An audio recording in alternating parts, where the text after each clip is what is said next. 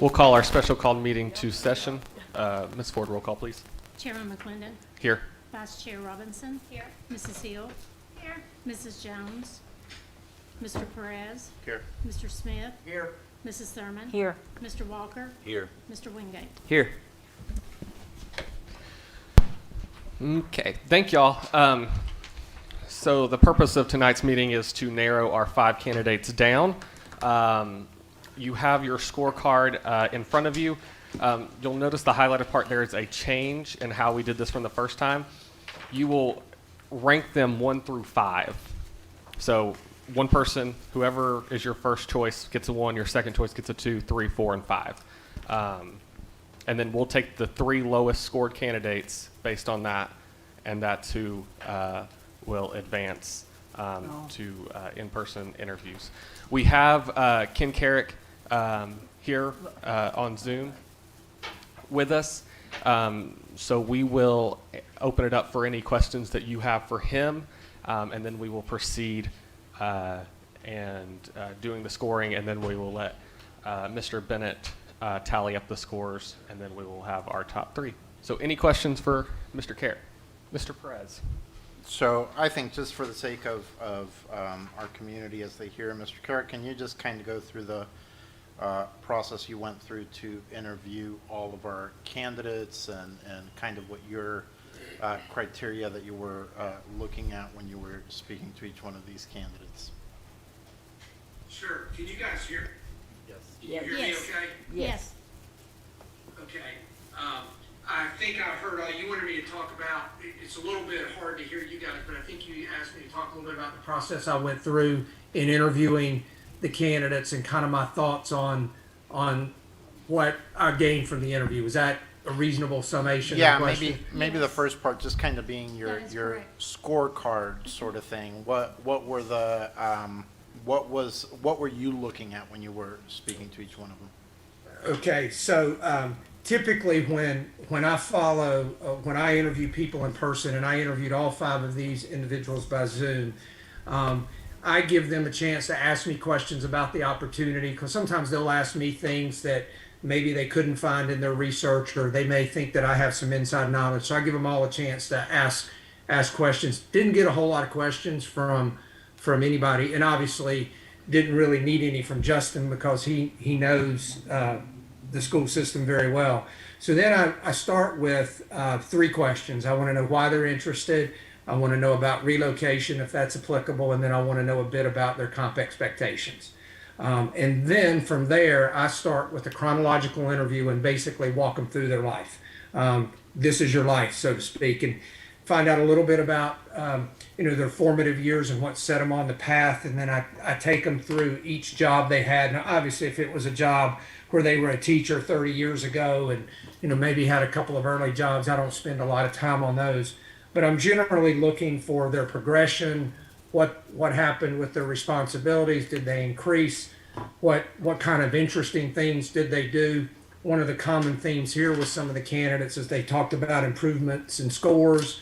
They also talked about your turnaround type of situations that they had done, et cetera. But I kind of look for what do they want to tell me about the very specific things that they've done. The whole time that that's going on, I'm trying to evaluate their communication skills. Are they able to articulate to me in a reasonable manner so that I, a non-educator, but who may have more information and more knowledge than the average person on the street just because of my profession in interviewing education leaders, but can they articulate to me what they did, why they did it, what it was like to be in the school system, what can they tell me about the school system? So are those communication skills there that I think a leader in this kind of role needs? Also kind of look for their, do I get a sense of their grasp of the bigger complex of a school system? And then I transition into finding out a little bit about how they recharge themselves. What are their interests outside of work? What are they proud of? What are they disappointed in? Those type of things. And that's kind of, for lack of a better analogy, that's what I call my tree trunk analogy. I'm going to kind of cover those big picture topics with everybody, and then based on what they say, I may go off on all number of different branches to try to explore certain areas. Overall, I'm trying to get a sense of, do they have the big picture experience?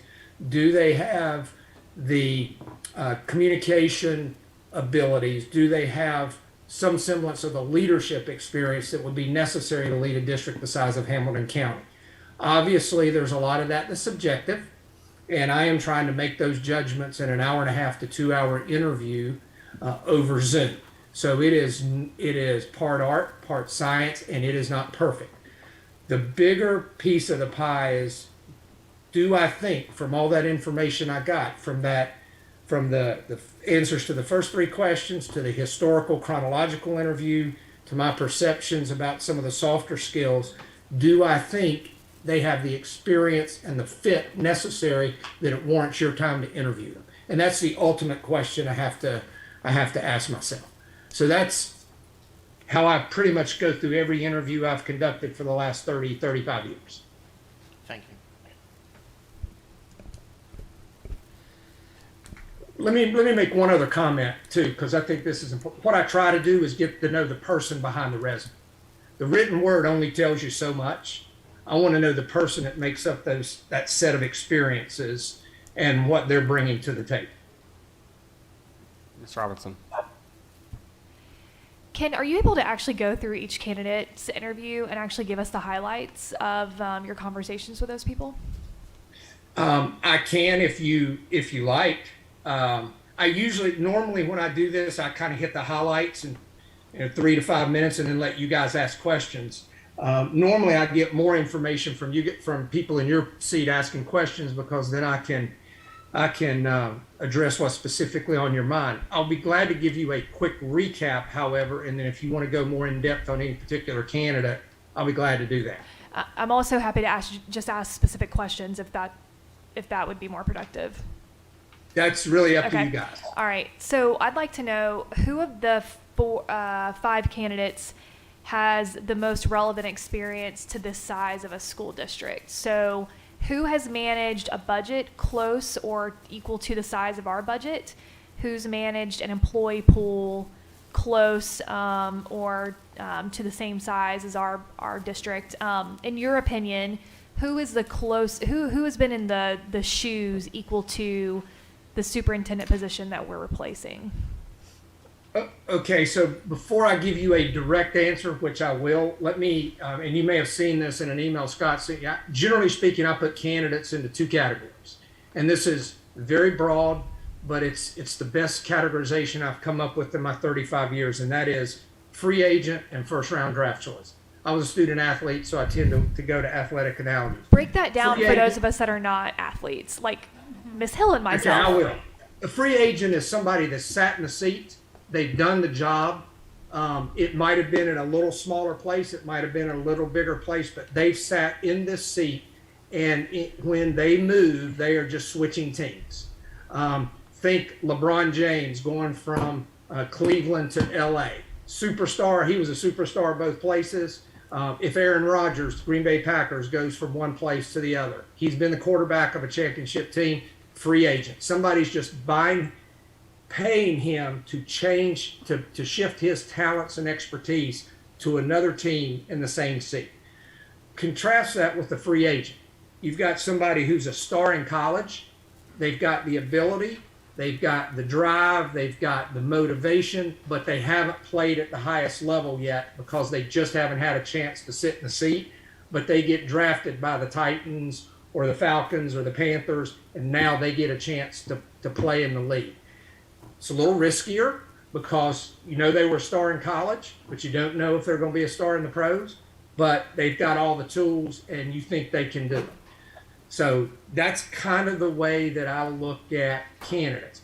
And if you go back and look, you can see this in college presidents, you can see it in superintendents. Some places hire free agents. They're hiring somebody who is a sitting superintendent. Others are hiring somebody who was maybe the number 2. But they think they're ready to step up. They just need that opportunity. So from that respect, there's only one candidate in this pool that's actually done the job, and he did it in a district bigger. I think you guys are the fourth largest in Tennessee. He did it in Knox County, which was the third largest. So if you want to look at an apples to apples, seat to seat comparison, Jim McIntyre is the one that has actually sat in that seat. So that is the direct answer to who most closely matches. However, I think you have three others that have fit in the first round draft choice category that have reasonably close experience. Let's start with Justin. Justin has, while he may not have been in the top seat, he is in the district. He, I'm sure, participates in a lot of the things that Brian did. Typically, when you have someone, and I'm speaking generally now, typically when you have someone who's in a role like Justin's, they don't have quite the direct financial budgetary responsibility that the superintendent would have. They would have just a piece of that. And I would say the same about Christopher or Jermaine. They've been in really big districts, run really big regions, but it's still not the same budgetary responsibility and fiscal management responsibility when you're the person on the hot seat reporting to the board. But some of that experience is there. And for those two gentlemen, even though they haven't done it in Hamilton County, if you look at the size of systems that they have been in and the regions they have run and the scope of their responsibility, it's pretty substantial. It may not be quite as big as Hamilton County, but again, they're more in the first round draft choice type of category where their experience would lead you to believe that they are ready to step up to that next level, as would Justin's. So while those three might not be a free agent and have sat in a seat, I don't think their experience should be discounted. They're just a little different type of candidate than Jim McIntyre, because Jim's actually sat in a seat and reported to the board. Okay, that's very helpful. What about, did you get a sense of their understanding of our strategic plan? Did you ask any questions around our 2023 strategic plan? We did not get into detail with that, but in the motive question, for all of these individuals, they gave me some version of Hamilton County Schools have done a good job. They have a plan, they have momentum, and we think there's opportunity to continue that momentum, regardless of how they phrased it and whether that came from looking at your strategic plan, reading about the results. Those were pretty universal themes from all five of the individuals about why they would be interested in this role. And obviously you've got several, at least three of them where it is a move up. It's a chance to sit in the seat and be responsible at a higher level than where they are now. But did I get into specifics of the strategic plan with them? No, I did not. So just one quick question for me. Why do you not consider Dr. McClarty to be a first draft pick? What was it about her that stood out that you did not feel like she should maybe move forward? For better or for worse, all candidates are compared against the candidate pool. When you look at these five, which was my comparison, and then my broader comparison from superintendent searches, when you compare the breadth and depth of her experience, and that's not to say her experience is not good, because I think she's got some good experience. She obviously has local knowledge. But when you compare the breadth and depth along some of the points that you mentioned, as well as just scope of responsibility, it does not compare as well as the four others in the candidate pool at this time relative to being a superintendent. That doesn't mean she can't do the job. It doesn't mean that she's not qualified. But in comparison to the other four, I just think they have more breadth and depth in their experience portfolio. Now, the only one that can match her on local knowledge is just, and that's the thing about considering candidates. There is, and I probably should have led with this, there is no perfect candidate. you always, and part of what you guys have to do, you always have to set priorities and make trade-offs, because not every candidate's going to bring every trait to the table in the same degree. There are always going to be trade-offs, and you guys as a board have to decide what's an acceptable trade-off. You know, is a trade-off between a free agent or a first-round draft choice? Local knowledge versus no local knowledge. And I could go down the list, but again, if you go back and read her resume and look at the scope of her responsibilities, they just aren't quite as vast as the other four. Even within Hamilton County, I don't think she was. I think when she left Hamilton County, she was at a principal level, whereas Justin is a much higher administrative level there. But again, I want to emphasize that doesn't mean she can't do the job. That's not what I'm saying.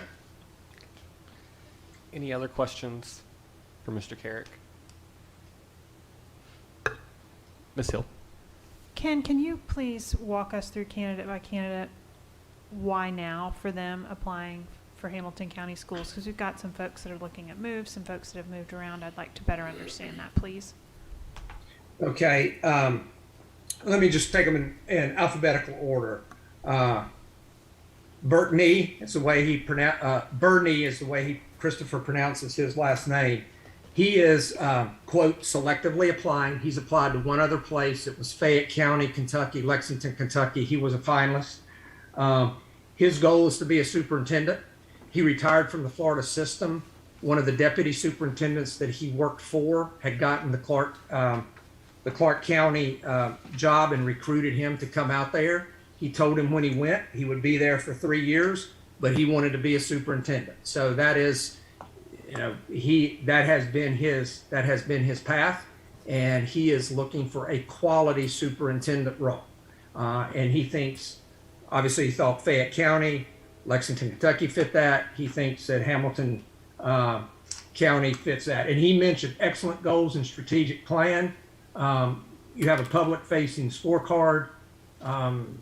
And he thought that being in a smaller district would put him, quote, closer to the people, end quote. Now, if you got a chance to meet him, he may do a much more expansive job of explaining that, because I'm his mouthpiece, but that's the essence of the why. Dr. Dawson, happy, not looking, but he said it looks like Hamilton County's done good work. They're in a good place. He said it's a way I can take my education experience and further that work. He mentioned that part of, and he went through several examples of this, he's always been able to increase student achievement. I think another thing that plays into his, but this is not a primary motive, he commutes an hour and 45 minutes each way every day. He still lives in Smyrna, Georgia, and works in Birmingham. He fully understands that he would like to live in Hamilton County if he gets this job. But I think a lot of it has to do with the fact that he perceives you're a quality district. But again, he's happy, doesn't have to leave. And quite frankly, for people like he and Jermaine and also Christopher and even Justin, I mean, they're all doing a good job. They don't have to do anything. And Jim doesn't either. They don't really have to do anything. That's typically the type of person you want to be talking to, because then they're interested, hopefully, for the right reasons. For Jim McIntyre, he said, I've got a good job now, but he would like to be a superintendent. He said, I think I have a bigger impact on young people if I'm in the superintendent role. Again, he's not necessarily looking, got a good job, said I can be selective, but Hamilton County is it's in Tennessee. He said, I've got the experience that I can do that job, and he said they have a strong foundation built by Bryant. It's one of the fastest improving districts in Tennessee, but still room to improve. I think there's a lot of upside there, and based on my experience, I could add to that and help the momentum go forward. Justin, obviously Justin's a known quantity, but he mentioned this important work. Hamilton County has a lot of momentum. I still will be part of that. He said, well, I think we're at a pivotal time. He said, I am prepared, which I believe. He also has a very vested interest in the system. Not only does he work there, he's got an 8th grade in the system. And so it's really personal to him.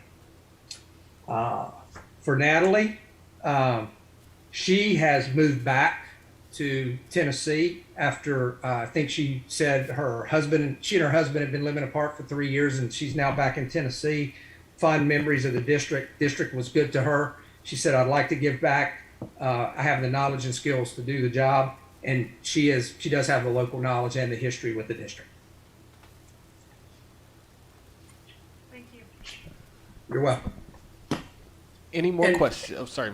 Go ahead. Can I make one comment? So I perceived all of those to be positive motives. Nobody said, I'm running away from a bad job. I'm running away from a boss I don't like. I'm running away because we've got significant problems here that I don't want to have to deal with. They were all, in my opinion, positive motives. Now, the rubber meets the road sometimes when you get down to your finalist and you start checking references. You have to, you get a sense of, you're always looking for consistency of message as you go through your interviews and then do the reference checks. Okay. Any other questions? Mr. Prez. Now, to clarify, beyond these interviews, you didn't do any background research or talk to anybody else about your experience. Right. That was outside the scope of Yeah. what you guys had hired me to do. Yeah, and so for us, that probably would be wise to do in some. Now, I will admit, I Googled around a little bit, but it was nothing I would count official. Okay, anything else from Mr. Carrick? Okay, I'll go over the scorecard once again. So you are going to rank. Oh, do anything else for Mr. Carrick, or can he get off? Yeah, Mr. Wingate. Ken, this is Joe Wingate. Hey, Joe. Thank you for your time. I greatly appreciate it. All right. Thank you. Hopefully that was insightful. And as you go, as you go through your little scorecard there, if there's any other question that comes up, Scott knows how to get in touch with me. I will sign off, but I'll have my phone at dinner. So, if you need me, give me a call if there's another question that comes up. And I appreciate the opportunity to work with you again. And I do think out of these four of the four that I think have the broadest background, I think you have a good group here. And last thing, I probably should have said this earlier, and I'm sorry if I'm going too long, but one of the standards I use, particularly with an internal candidate, but also when I do a project like this that's less than a full search, is if we were doing a full search for another client, and if I had come across these four candidates, would I be recommending them to my client, including Justin, if he wasn't an internal candidate? And the answer, unless it was a really small district where these individuals are way overqualified, the answer is an unqualified yes. I would not hesitate to recommend to a board that they consider any of these four. And sometimes people think, internal candidates get a pass. I would absolutely recommend Justin if you weren't a client and I was doing a search and I could recruit him, he'd absolutely be somebody I was interested in. So. Thank you. Thank you for your time. Appreciate it. Guys. Okay, so to go back over the scorecard, you're ranking them 1 through 5. Every candidate needs to be ranked because we are taking the 3 lowest scored. So the best score someone can get is a 9 when we add it all up, and the worst score is a 45. So it'll be in that range. We'll give you a few minutes. Okay, no, we're good. 1 to 5, 1 being the highest Yes. score. And you can only give 1 once, 5 once. Ms. Robinson?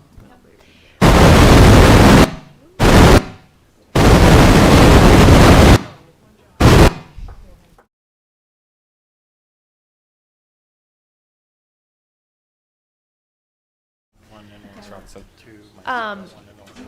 You know, I just wanted to like put something out there as a suggestion. You know, I really prefer at this point to be able to talk to as many of these people myself as possible.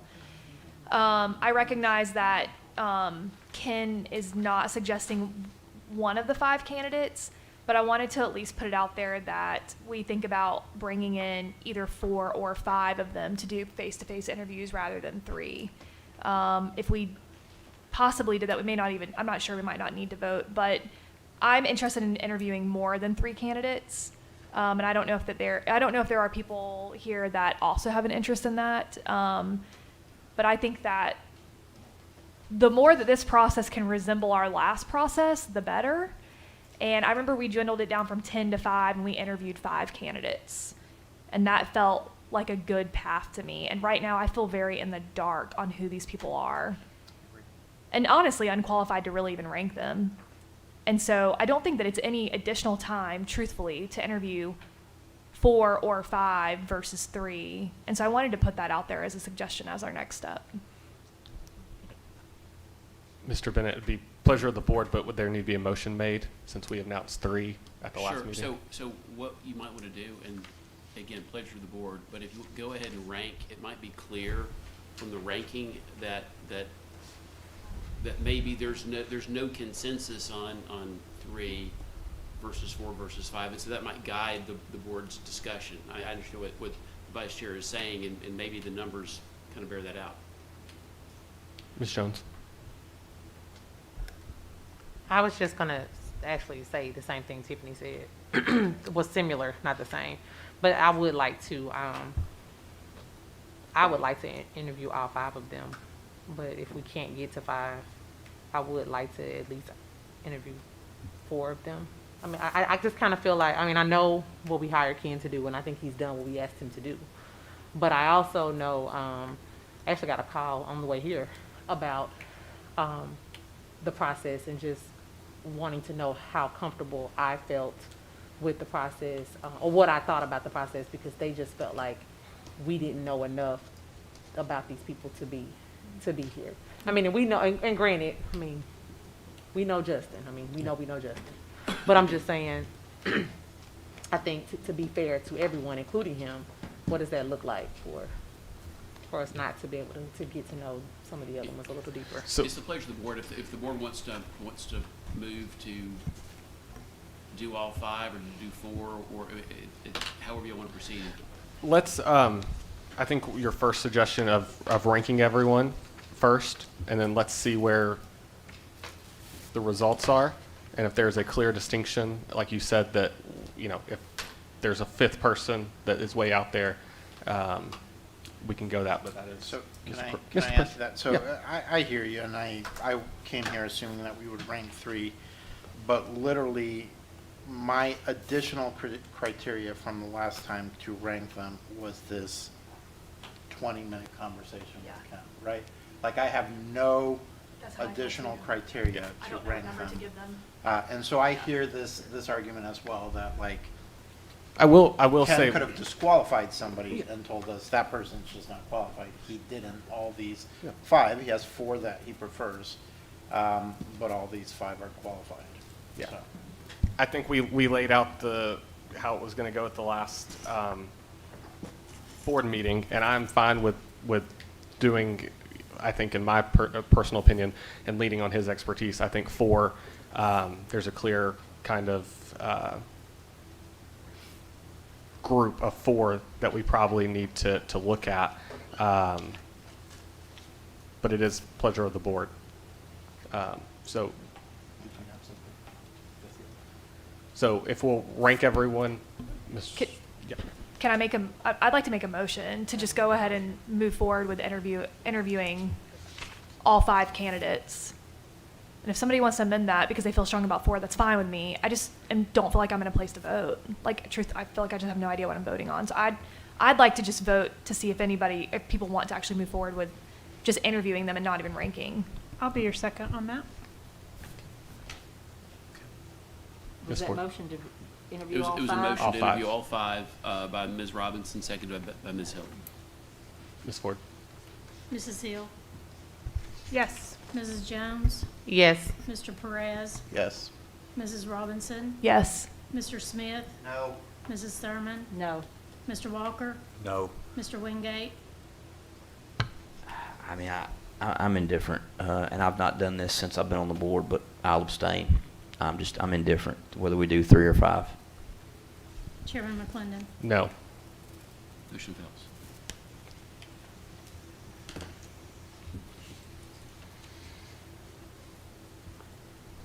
Okay. Failed. Failed. Motion failed. Can I make a motion to interview 4 candidates? Second. Ms. Ford, when you're ready. Mrs. Hill, Yes. Mrs. Jones, Yes. Mr. Perez, Yes. Mrs. Robinson, Yes. Mr. Smith, No. Mrs. Thurman, No. Mr. Walker, No. Mr. Wingate, Again, I'll abstain. Chairman Wingate. Yes. I mean, McClendon, sorry. Whoa. It's just heavy, sorry. Chairman 2 McClendon. months, Sherry. I'm Come sorry. on. And I'm just now I joking. know, what was your response? Yes. Yes, motion carries. Okay. All right. So move forward with doing your scorecard 1 through 5. You can only use each number once, and then we will tabulate the scores. And just to be clear, you said we do want us to use each number. Once, yeah. Some numbers got overused last time, James. I didn't use all my numbers from what I. They were his. They were yours to do with what you want. Absolutely, that's what I thought. Exactly. And to confuse the world, the larger the number, the lesser the vote. Now that was it. Oh, wait a minute, Do it as backwards as we can. One candidate. Wait a minute, why this is so confusing. Hold on, Scott. Go on.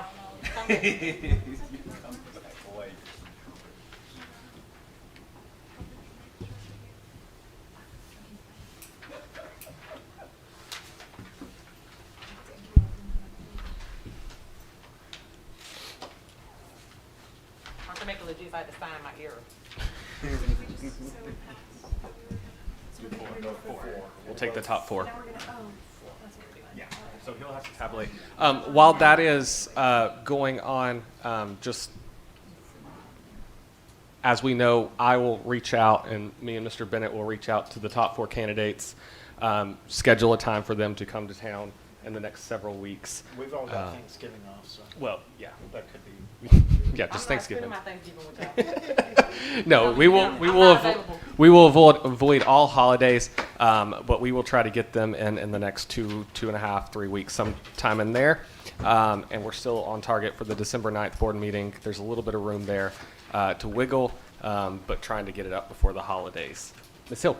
I'd like to understand what the interviews themselves will be. I've only ever done private sector interviews, and I have long, winding questions and Yeah. lots to ask. So they'll follow, and I'm using prior knowledge from Mr. Bennett, and probably other board members are more equipped to answer this, but they will be here.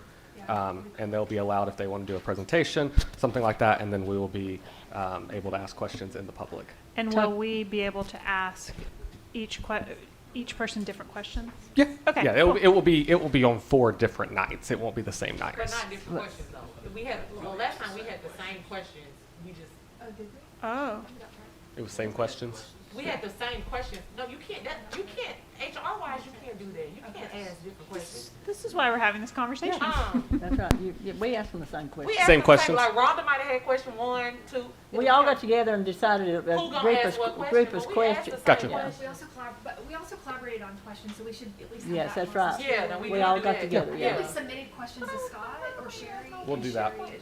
We'll submit questions to Scott and use his advice on how we need to ask questions to every single candidate. The same. Mr. Wingate. They were not in person. Most of them were on Zoom. We did the Zoom initially, yeah. Yeah. This time they So we come. kind of skipped that part to bring, and Yeah. we kind of went to that part, and now we're bringing them in person. Okay. Mr. Wingate. Oh, Ms. Jones.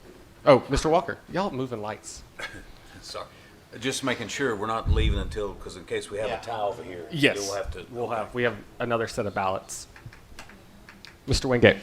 Jenny, I was just going to say, we did have, we asked the same questions, but that doesn't mean that the interviews all took the same course. You know, obviously, if they brought, I mean, the interview can go wherever it wants to go, but as far as the questions that we ask of the candidates, we kept those the same for the purpose of. So like if a candidate is asked a question about budgeting and the question I have isn't on script but it's about the topic, I can then ask that question, right? Isn't that what I think so. Yeah, for clarity. Right, right. Right, Yeah, yeah. But the set of interview questions was, there was a script Yeah. for every candidate. But again, the interviews could go, you know, wherever the conversation took it. Yeah, and we'll have that same. Mr. Smith? As I recall, the last time when these candidates came to town, we took them around town and kind of showed them We are. different schools and Yeah. had different hosts and you know we can bring these folks and interview them. It's just like these resumes were looked at. What we know now is people's ability to write a resume for the most part. And if they come in here, we're going to know their ability to stand before a group. So, yeah, we will be using, we'll have to get together with Ms. Ford logistically, and there will be tours to Yeah, I schools think and that's stuff like important. that. Ms. Robinson? Yep, I just wanted to suggest one thing. What we also did before the interview is we allowed an hour before for the public to come in and like meet the candidates. We could decide to do that, which I think helps resolve the gap of community involvement that, you know, because of the compressed timeline that we've had.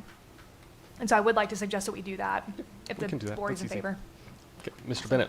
Yes. Hold on. So, Ms. Ford and I have looked at every candidate's, every board member's tally sheet. We've added everything up and we'll double check their math. So, in alphabetical order, Dr. Christopher Bernier is 28. Dr. Jermaine Dawson is 31. Dr. Jim McIntyre is 23. Dr. Justin Robertson is 13. Natalie McClarity is 40. So she is fifth place vote. So the board will be looking at Christopher Bernier, Jermaine Dawson, Jim McIntyre, and Justin Robertson. Okay.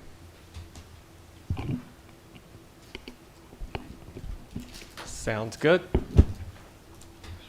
We've got a busy month ahead of us. We do have a busy month, and we will, me, Ms. Ford, and Mr. Bennett will be communicating as we get logistical things worked out as we move forward as far as school visits and stuff like that. For the benefit of the public, can he reread those because they could not Yeah. hear him on it? Yeah. Mr. Bennett, will you repeat that? Yeah, I will. And so, in case anyone has any questions, the individual tally sheets are available, but I wasn't going to belabor your time and read what everyone has written. Okay, so the totals in alphabetical order. Christopher Bernier is 28. Jermaine Dawson is 31. Jim McIntyre is 23. Justin Robertson is 13.